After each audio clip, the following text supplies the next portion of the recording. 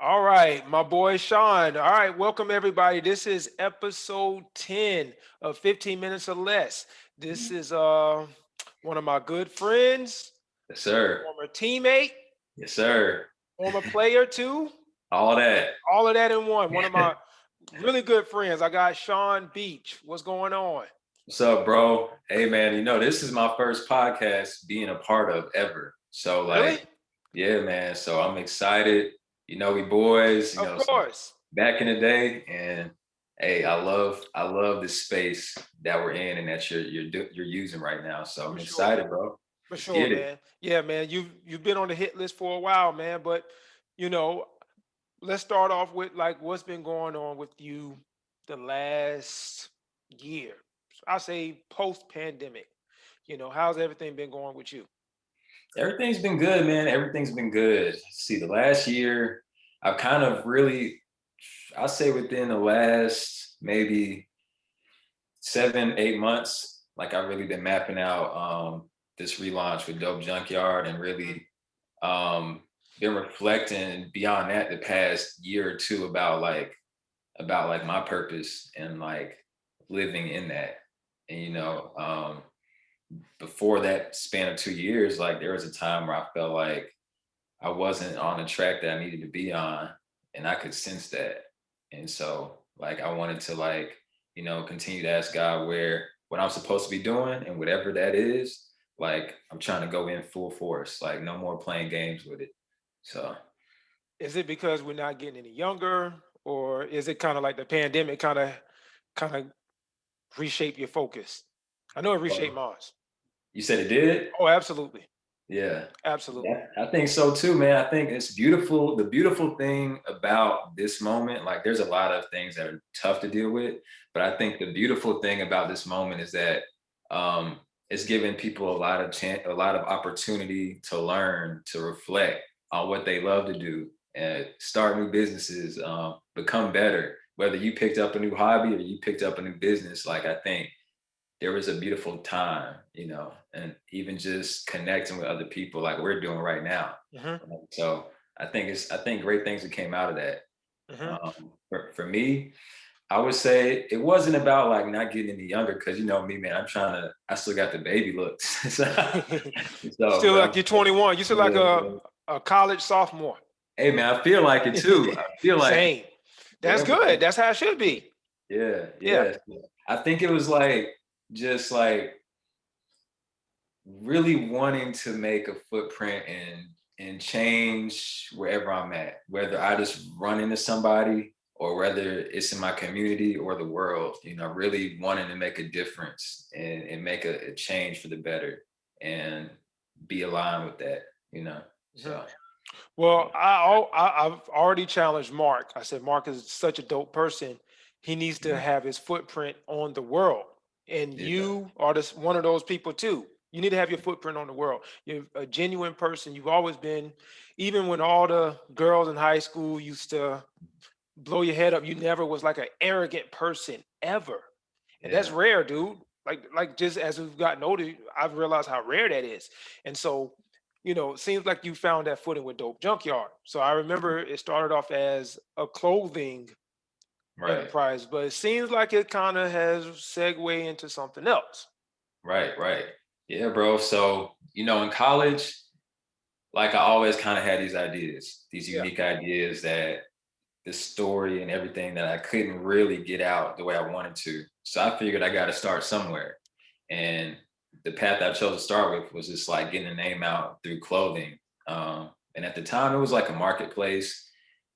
Even the second time I relaunched, it was like a marketplace. So I really wanted it to be something bigger, but I didn't feel like I had the right resources at the time to make it happen. And so I just knew I needed to start though, like start today, Hmm. and whatever that is. I want people to start hearing his name, like Dope Junkyard. And so fast forward to the day where, I have the resources and I have um, owned it on the craft more to where I can kind of get out the things that have been in my head that I've been wanting people to see, and it feels like such a relief to be able to like get on that path of what I really see this becoming. Mhm. So, salute to everybody who's been showing love like yourself, Brad, and For just, sure. man, you know. Now, I got a question for you. You know, So, one thing about you, I think you've modeled this, and I actually stole this model from you. It's the secrecy. You never let anyone know what you're doing. You just say, I'll let you know when it comes. And so, yeah. I got like three things that I'm going to be doing by the end of Mm, 2021, but mm, I never disclose it. I keep it within me, yeah. But you was doing that even in high school and Yeah. even with college. You was like, oh, I got something coming, and then Dope Junkyard came. Like, do Mhm. you use that model as a way to like keep yourself focused or what? Yeah, like most of the time when I'm starting off with the idea, it'll be like my mom who I like tell, or now Carrie, I keep Hmm. that in the loop. And Yeah, then, as it gets closer to the launch time, then I'll start picking the brains of like my friends and people close to yeah, like be like, oh, that's kind of whack. That's not as dope as I thought it was gonna be. Or I like that opinion, but I'm gonna still keep it the way I want. right. So I've always done that because I think it's harder now in the generation we live in, Hmm. like focus in on what you need to focus on because there's so many things pulling you in different directions, whether it's voices or new opportunities or, just something new to put your money in. There's 1,000 different things going around. And so I found it best for me personally just to cancel all that noise out and just work on my stuff first and then release it out. And I think we live in such the social media world where we feel we have to document everything and we have to let everybody know what we're doing. We really don't. Like, you Yeah. can let them know afterward. My mom always said that, like, if you go on I call it the vacation model. You go on vacation, you don't let nobody know you're on vacation until you get back home. So you Hey. can you can start your clothing line and you can do all those things, but Yeah. when you put it out there, now you got thousands of people that are ready to snipe at you when you fail. Now, if Mm, you fail, it's only going to be between you and yourself. But if I let everybody know, hey, well, I'm doing this, like, I mean, now I got thousands of people who you don't know. Some of them will be rooting for you, and some of them are indifferent, and some of them mhm. probably don't want you to do it. Yeah. So Yeah. I took that model from you. Like I said, I got some stuff that I'm doing, and I just don't tell anyone until Yeah. it's time. But I agree. Like, and the thing with that is I never let fear like or failure stop that because y'all have seen me like I failed in front of people a whole lot. And Yeah. now it feels good to like finally be on the other end of that, starting to, but like it's not the fear of failure that I'm worried about. It's like sometimes when you tell something that you see in your head, sometimes you're gonna share that idea with people who are not gonna be able to see that in their minds. Hmm. And so they may, hit you with, oh man, you should change this or you should do that, you should do that. And it's just much easier to block all that off Hmm. and show people the end result. And then they'll be like, oh, you know, okay.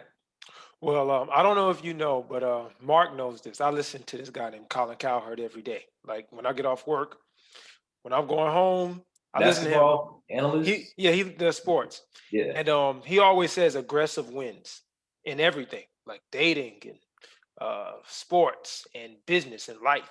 And so one thing that I've learned during the pandemic was you really can't wait on other people. You got to call your own shot, and you Mm, got to be aggressive. So what you doing, the Dope Junkyard? That was you went and decided to relaunch it, and now it's booming. I wrote a book. It did really well. I got other plans for it that, again, I won't tell nobody until it's time. But you got to be aggressive. You can't really like wait around for other people to call your shot for you, because you mm, don't know what their intentions are. You don't know what their motives are, but you know what your motives are.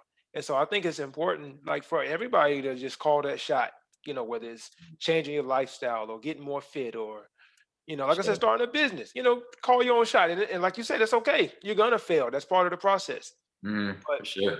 but For you sure, you bro. you got to call your own shot. You just got to be aggressive. Aggressive wins. Hey, Brad, tell the people one time the name of your book too. Go ahead and throw Oh, that in the there. green print, man. It's a Uh-oh. it's a it's a culture building, social emotional learning book, man. And it was a program I did in my after school program, and it not only changed lives over there, it changed my life. You know, Wow. it changed my life for sure. Those kids changed my life. So And when you put unconditional love out there, you don't have to worry about like how they doing or how they feel about me. I know that the love was there, whether it was from students or the parents, and I Yeah. love them too. So Yeah. um, it's probably one of the top 5 moments in my life, for sure. Wow. But I Wow. wanted to, like I've told some of those parents, I said I wanted to write that book because it would have been selfish for me to just keep what we did and not Mm, share that. That's mm, selfish. Love shouldn't be selfish. Love is unselfish. You know? mm.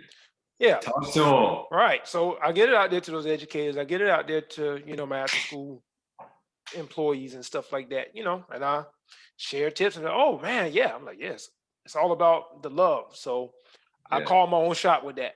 I funded the book on my own Mm. and I got something else later this year and you'll see it when it drops.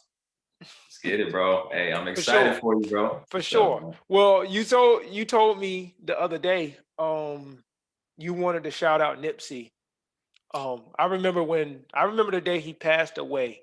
Mark, I think he just left my house, and I was watching Duke versus VCU, and then Mark called me like 2 minutes later, like Nipsey got shot, and then he passed away. Like maybe like 30 minutes later. But just seeing his impact, it'll be 2 years. It'll be 2 years next month, I want to say.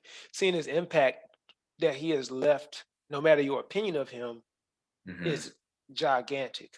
So you said you wanted to talk about, so I'm gonna I got a few more minutes. So what has he meant to you?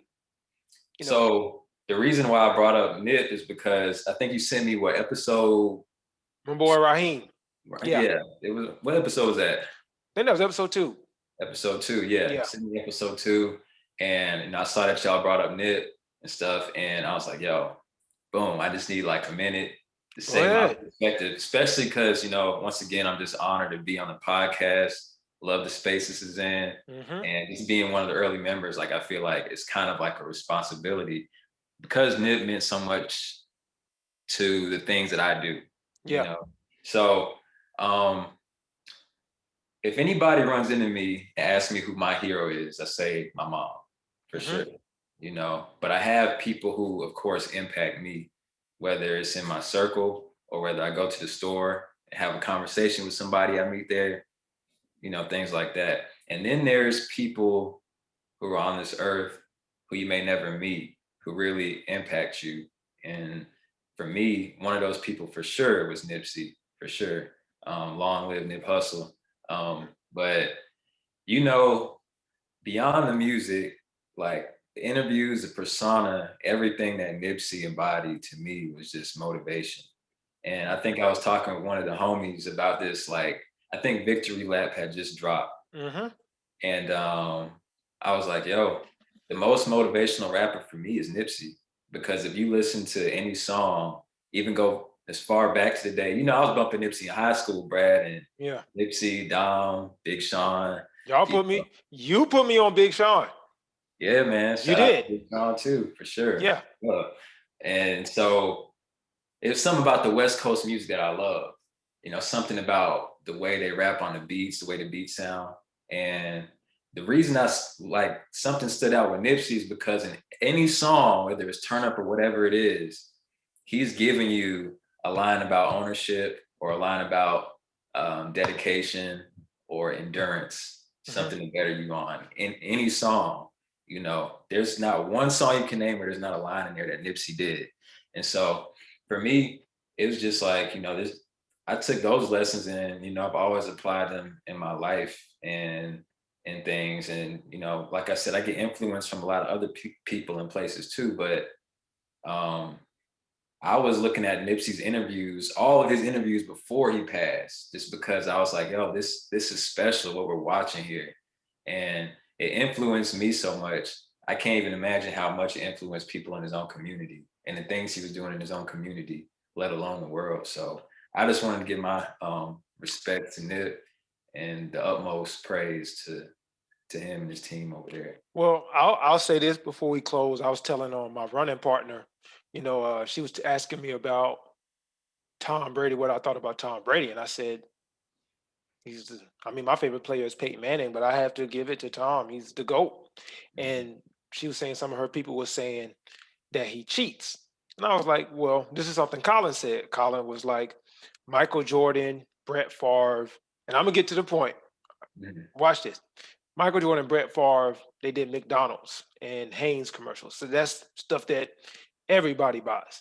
But Tom Brady and LeBron James, they're not on those commercials. Their brand is to separate from everyone else. Tom Brady has the nutrition, and LeBron James is 36 years old, and he's still the best in the world. This is because he takes care of himself, but the average person doesn't do that.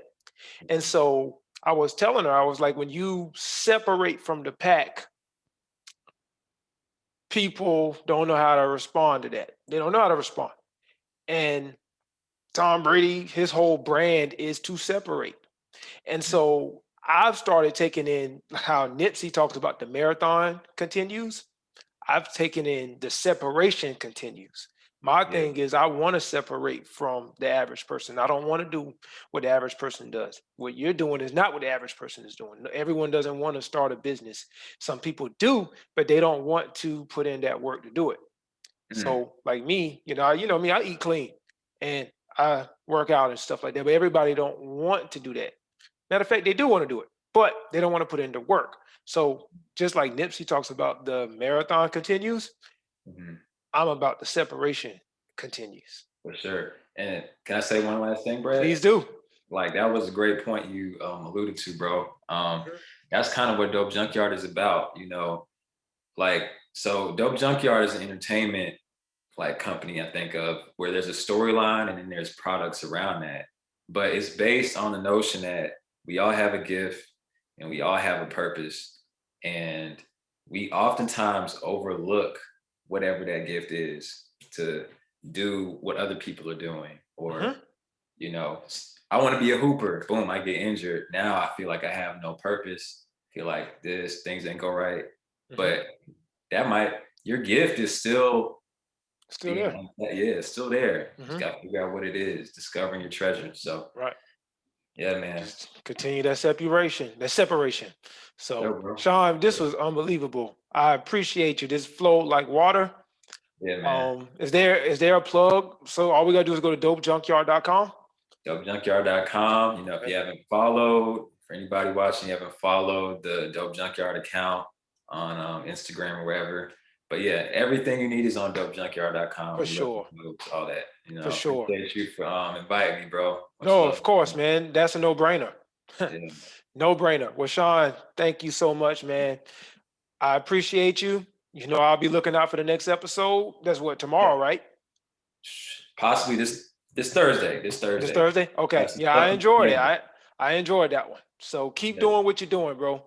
And keep the secrecy, because that's your brand. That's your brand, is the secrecy. I'm gonna start letting people get behind the scenes a little bit, but Yeah, I had to start doing that too. I don't like doing that with my fitness, but I've gotten to the point where I say that's being selfish. There's people out there yeah, that look at me and they look at you, you know, Instagram, Facebook, real life. We can't be selfish. That's my whole thing for 2021. We can't be selfish. and for all the viewers, y'all tell Brad to invite me back on the For on the sure. For podcast. sure. I got season 2. I'm gonna start season 2 maybe in April or May. You'll be back. That's a Hey, let's no-brainer. get it. Let's get it. All right, Sean. I appreciate you. All right, my boy.